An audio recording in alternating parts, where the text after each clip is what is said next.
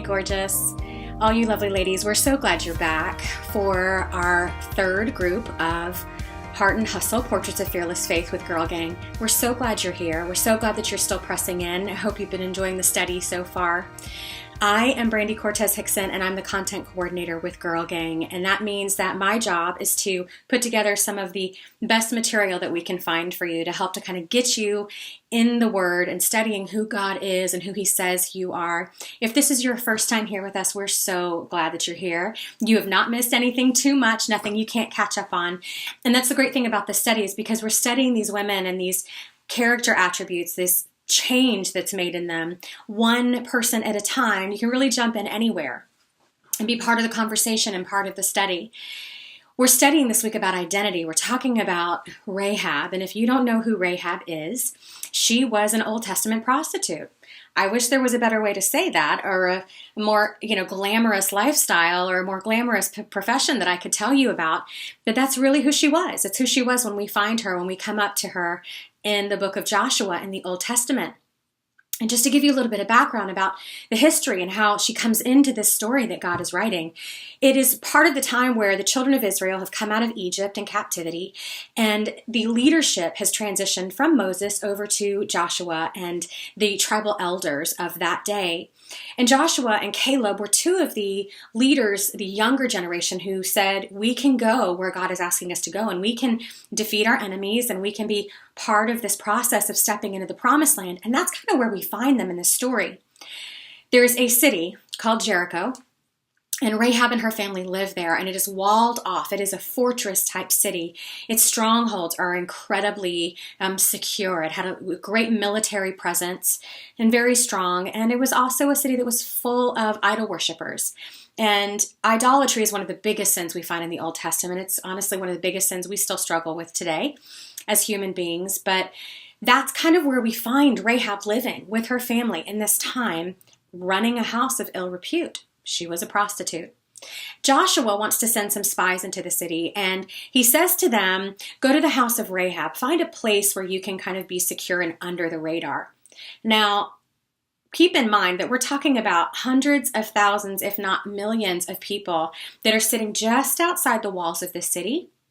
So the kings and the military leaders of Jericho had to have had their eye on this massive group of people. They had to have known, their scouts had to have told them that, look, there's a whole nation of people waiting to kind of breach the walls of our city and to kind of take over. So they were keeping their eyes out for strangers coming in and out of the city.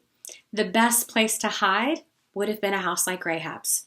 It would have been a place where men could come and go in an anonymous fashion and never really have to answer to who they were, where they came from. When we talk about Rahab and we talk about her profession and her identity, what I want you to realize is that, first off, God did not condone her profession, nor was it something that we are going to not talk about. She's mentioned in the Old Testament and the New Testament as part of this great lineage, and we're going to talk about how she got there. Before we get started too deep in that discussion, though, I want to ask you a question. I want to ask you, who are you? How do you identify yourself? When someone walks up to you in a new conversation and they say, tell me a little bit about who you are. Tell me a little bit about who Brandy is. And what's your identity? What do you wrap yourself up in? It's very easy for us to wrap ourselves up in a number of different things.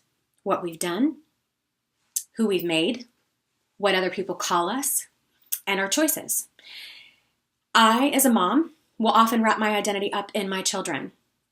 I'm a mom. It's one of the first things I say to people. I'm married. I'm a mom. I have 4 kids. I have a business, as you can kind of see in the background. I've been a professional. I'm a writer. I'm a teacher. And those are the things that I use to kind of identify myself. Identity is something that every woman struggles with at some point or another. It's like we feel like if we don't have some kind of title or some kind of grand thing to wrap our lives around or to profess to the world to show that we've done something, that our identity struggles. Like we've not accomplished anything, so we are not anything. The flip side of that is that sometimes everything we have done in the negative fashion, mistakes that we've made, choices that we've made, that we can wrap ourselves up in that identity. And I've done that too. I've been divorced twice. I used to be very heavily involved in drugs and alcohol and live a very promiscuous lifestyle before I came to know the Lord. And I, for a long time, wrapped myself up in the identity of failure and liar and loser and cheater. I've even wrapped myself up in the things that other people have called me. You can wrap yourself up in rejection. You're not wanted. Nobody wanted you. You're an orphan. You were a mistake. You were a waste of time. Maybe you've been in a dysfunctional relationship and you've been with somebody who told you that you were crazy or that you were ugly or that you were unstable. Maybe it's what you look in the mirror and see. You see fat or unattractive or old or wrinkly, or all the things that we want to tell ourselves negatively that impact how we see who we are. But there's something great about what God says about who we are and who He's made us to be that is really the crux of our identity that we have got to learn to grab hold of. We've got to learn to hold on with both hands and to hold on tightly. So before we move into talking a lot about Rahab and how she reclaims the identity that God has for her, I want you to take a second and I want you to write down in your journal or on your phone. And again, you don't have to share it with anybody. This is a safe space. But I want you to write down those things that you feel capture your identity. I want you to answer the question, who are you? How do you identify yourself? And after you've done that, we're going to come back and we're going to talk about how God identifies you, how He claims you as His own. Don't be afraid. Again, this is just a little bit of time and it's just for yourself. And it's really just meant to kind of crack that door open in your heart and your mind a little bit more, a little bit wider, so that you can see exactly what is coming next for you. Are you ready? All right, take just a second. So now you've taken the time to write down your identity. I want to ask you a question. Do you believe that God can do something great with you? Or have you convinced yourself that everything you've done wrong is what will always define you? You know, we look at the story of Rahab and we look at what she did in her act, and this one simple thing, this little bit of bravery that she had, this one step of faith, and it's incredible to watch. It's incredible to watch this story unfold thousands of years later, because we have a perspective that she could not possibly have had in that moment. You know, she had heard the story of this God of Israel. She probably had more men than any of us care to imagine come in and out of her house. She'd had servants and guests and travelers and warriors and soldiers and, you know, traders all come through her home. And they had to have heard the story about this massive group of people that God had led out of captivity. She had to have heard. In fact, she tells the spies that she has heard the stories about everything that God has done and how He preserved them and how He rescued them from captivity, how He parted the Red Seas and brought them across on dry land, how He defeated their enemies and how He has set them in this place of favor. She'd heard those stories and she says that to them. The night they're staying in her house, before everybody goes to sleep, she goes up onto the roof and says, "We heard these stories, and when we did, our hearts melted. We want to be part of this. I want to be part of this." She's right in the middle of a city and a nation of people that have already decided that God's not worth loving and He's not worth knowing, and that they would never take the time to get to know Him. In fact, they had determined that once the children of Israel came in, that they would wage war on God's very own people. But not Rahab, not in her house, and not her people, not her family. She says in that moment, "I want to be part of this. We believe what you believe, even though we don't know. We're believing based on your story. And I'm asking that you rescue me. Give us a chance." God sees that act of faith, and He tells Joshua, and He convinces the spies in that moment to preserve Rahab and her family. When they come back in, several chapters in Joshua later, to take down the city and to conquer it, when everything else is destroyed, Rahab is rescued. It happens because of her simple act of faith. She did not let herself get wrapped up in the idea that, you know, I'm only ever going to be a prostitute, although there was probably a part of her mind thinking that we can just be that. We can live on the outskirts and I just want to live, not thinking for a second that God had a bigger plan for her. And He did.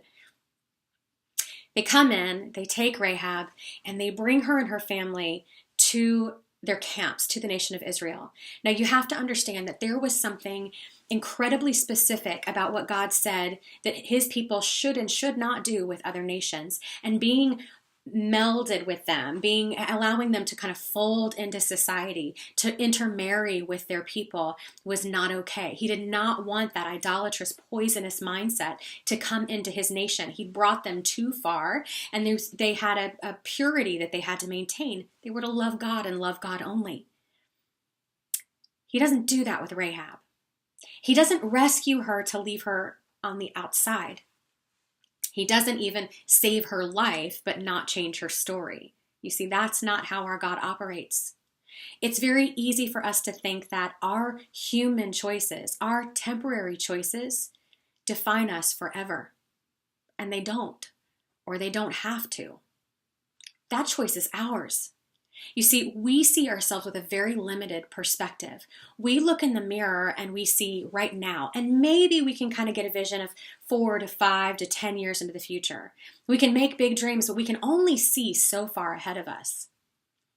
I could very easily get wrapped up in the fact and convince myself that because I'd had such an awful, awful past, that I had made so many mistakes, that God might save me, but he would never use me. And that's just not who he is. It's not what he wants to do. With Rahab, again, he did not care about her temporary human choices because he is so big and so all-knowing and so amazing that he saw who she was going to be. He saw what she was going to do. He saw a legacy that hadn't even begun to be written yet, but he knew it. And he knew the part of the story that she would have to tell was going to come down to this act of faith. He knew that when the spies went into that house, she would make that choice. She would say, I don't know him, but I want to know him. It's really important for us to remember that we are not the sum of all of our choices. You'll probably hear me say that again. I've made a lot of bad choices. But I look at my life and I look back and I think, God, you had such a bigger story, such a bigger thing for me. Rahab would become part of the lineage, of the bloodline of Jesus Christ. Think about that for just a second. This woman, this hooker, would become part of the family line of the Son of God, of the Savior of the world. Who she had been no longer mattered because it was wrapped up and redeemed by who God was going to turn her into and who she was going to be. He called her daughter. He allowed her to marry in to the Israeli bloodline. It wasn't even a matter of keep her on the outskirts. Ladies, you may have had an encounter, and for just a second I want to talk to those of you who have had that encounter of faith and you've taken that step out, but have somehow convinced yourself or confused the truth of who God is and thinking that you don't have a place in the story. You could not be more wrong. You have a place in the story. You are not an outcast of the citizens of the kingdom. That's not how this works. You were saved and rescued and redeemed for a purpose, to be part of this story. And it's a great story.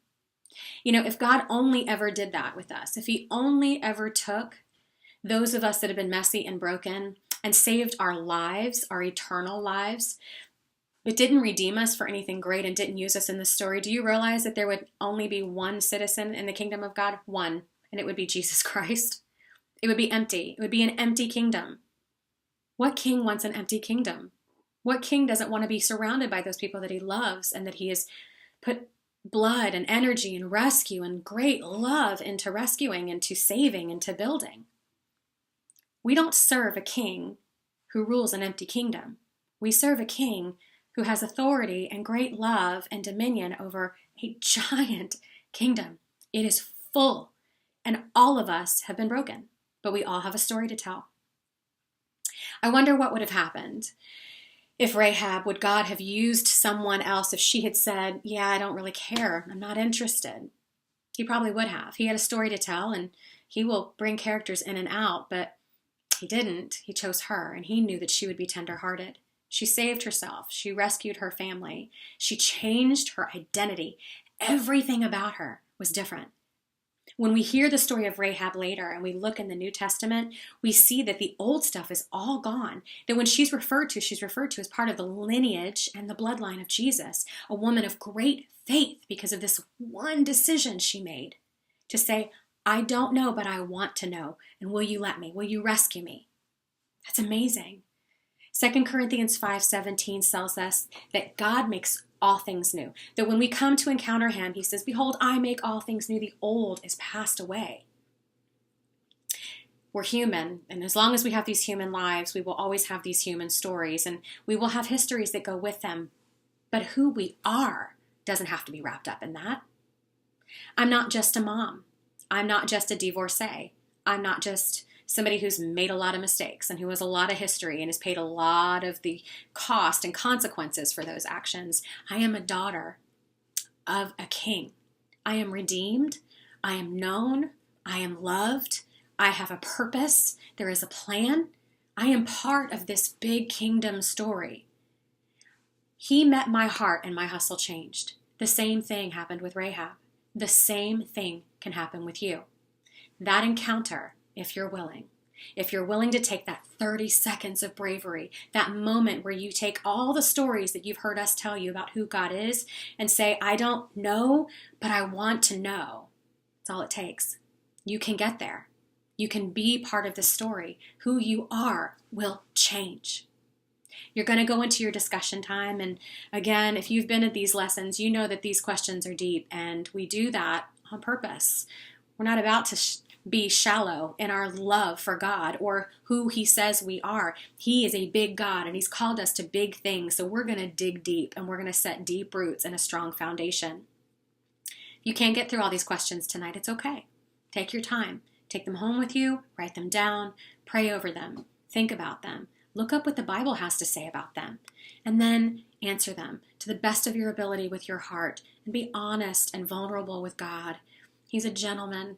He's not going to beat you around. He's not going to condemn you. He's not going to dismiss you or discard you. He loves you. You are the most precious thing to him.